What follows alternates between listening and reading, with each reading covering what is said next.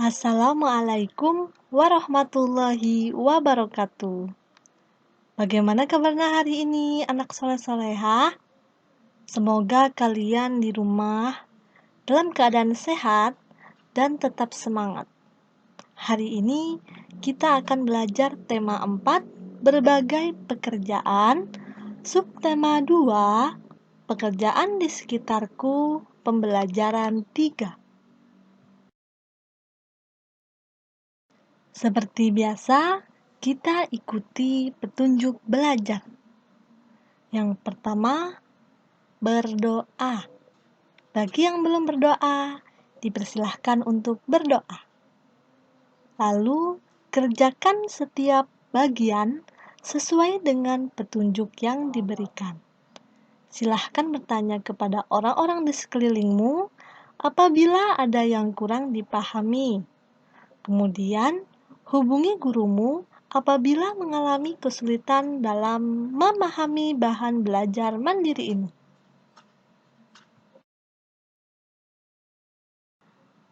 Mari membaca. Membaca cerita yang berjudul Pak Tani yang Baik Hati. Di suatu desa terpencil di tepian belantara, hiduplah seorang petani yang sudah renta. Petani ini hidup seorang diri dan sangat miskin. Pakaiannya penuh dengan tambalan dan rumahnya terbuat dari gubuk kayu. Musim dingin sudah tiba. Pak Tani tidak punya makanan, juga tidak mempunyai kayu bakar untuk menghangatkan diri. Jadi, Pak Petani hendak pergi ke pasar untuk mencari pekerjaan. Ketika keluar dari rumah, dilihatnya ada sebutir telur yang tergeletak di atas tanah. Dengan hati-hati dipungutnya telur tersebut dan dibawanya ke dalam rumah.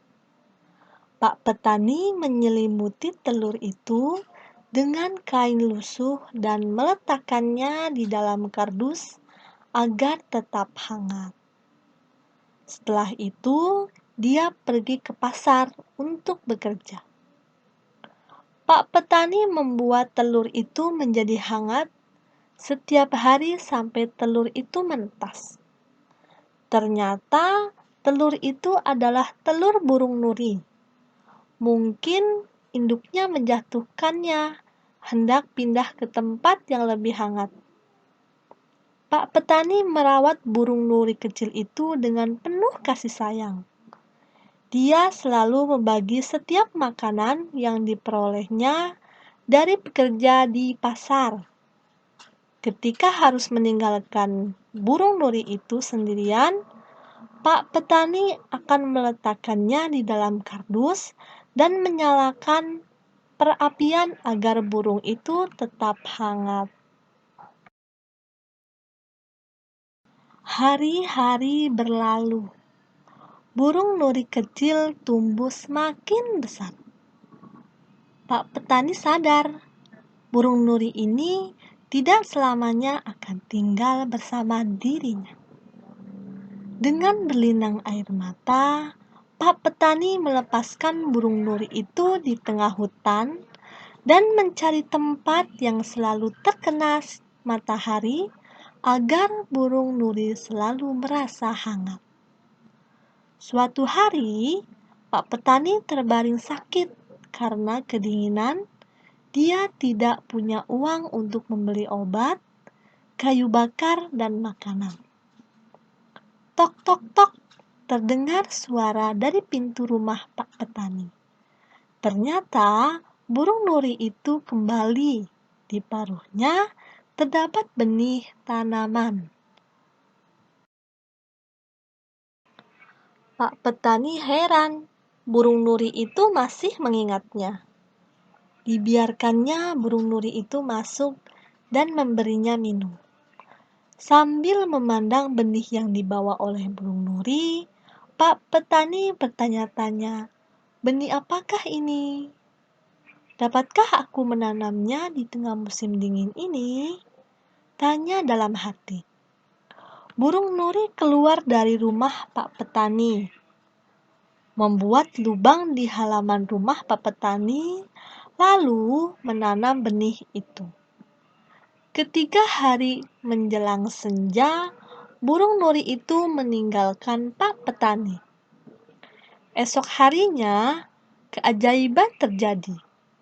Benih yang ditanam burung Nuri tumbuh menjadi pohon lengkap dengan buahnya hanya dalam sehari. Pak Petani sangat terkejut melihatnya.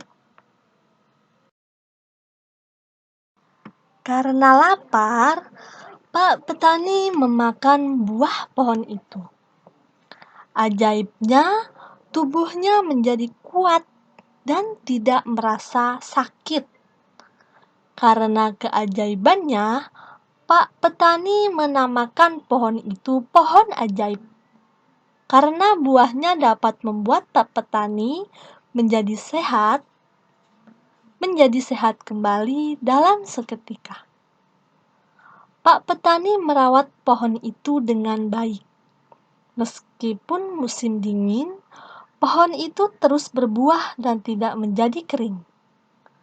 Pak Petani menjual buah itu dan mendapatkan banyak uang.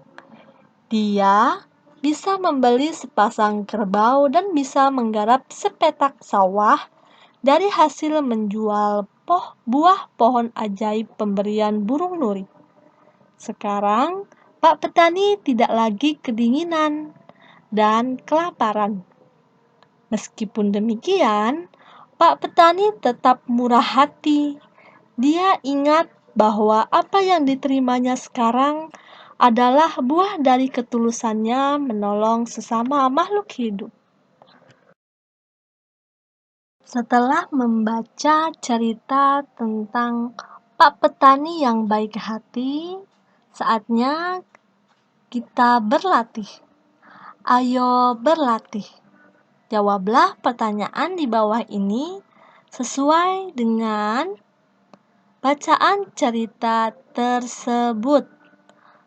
Nomor 1, siapakah tokoh dalam cerita tersebut? Nomor 2, apa yang ditemukan oleh Pak Petani? Nomor 3, apa tujuan Pak Petani ke pasar? Nomor 4, bagaimana sifat Pak Petani? Dan nomor 5, apa sifat yang bisa diteladani atau sifat yang bisa dicontoh dari Pak Petani?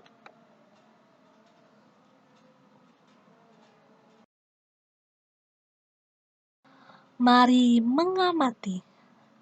Keberadaan hewan dan tumbuhan sangat penting bagi manusia. Setiap jenis hewan dan tumbuhan memiliki peran dalam menjaga keseimbangan lingkungan. Hilangnya beberapa jenis hewan dan tumbuhan dapat mempengaruhi kehidupan. Berbagai hewan dan tumbuhan dapat dijadikan sumber pendapatan. Selain itu, hewan dan tumbuhan memberikan keindahan terhadap alam ini.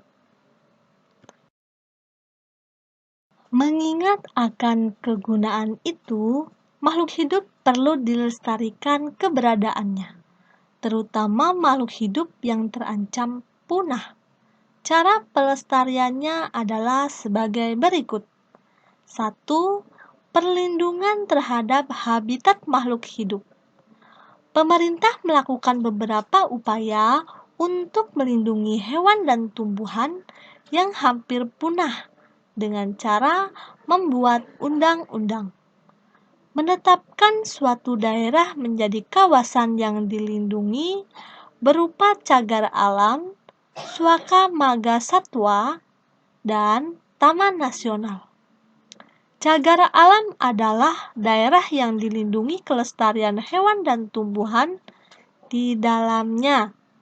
Suaka marga satwa adalah daerah yang melindungi hewan secara khusus di dalamnya. Pelestarian yang kedua yaitu mengembangbiakan makhluk hidup. Untuk menambah jumlah hewan dan tumbuhan, manusia melakukan pengembangbiakan secara buatan. Di beberapa tempat dibuat penangkaran, yaitu tempat khusus untuk mengembangbiakan hewan. Misalnya penangkaran buaya, ada pula penangkaran orang utan di Tanjung Puting, Kalimantan Tengah. Para pecinta tumbuhan, khususnya tumbuhan langka, juga berusaha mengembangbiakan tumbuhan. Mereka tidak jarang mengadakan berbagai pameran tumbuhan langka. Dengan pameran ini, mereka mengingatkan masyarakat untuk mau turut melestarikan tumbuhan. Mari berlatih. Lengkapilah tabel di bawah ini berupa tumbuhan dan hewan langka yang ada di Indonesia. Tumbuhan atau hewan yang hampir punah ya. 1. Nomor. Kemudian ada kotak tumbuhan langka di Indonesia dan hewan langka di Indonesia. Kalian sebutkan 5 tumbuhan yang mulai langka di Indonesia dan 5 hewan yang mulai langka di Indonesia. Selamat mengerjakan. Tetap semangat. Sekian untuk hari ini. Semoga bermanfaat. Apabila sudah selesai mengerjakan, jangan lupa foto hasilnya kemudian kirim ke gurumu. Tetap semangat belajarnya ya. Terima kasih. Wassalamualaikum warahmatullahi wabarakatuh.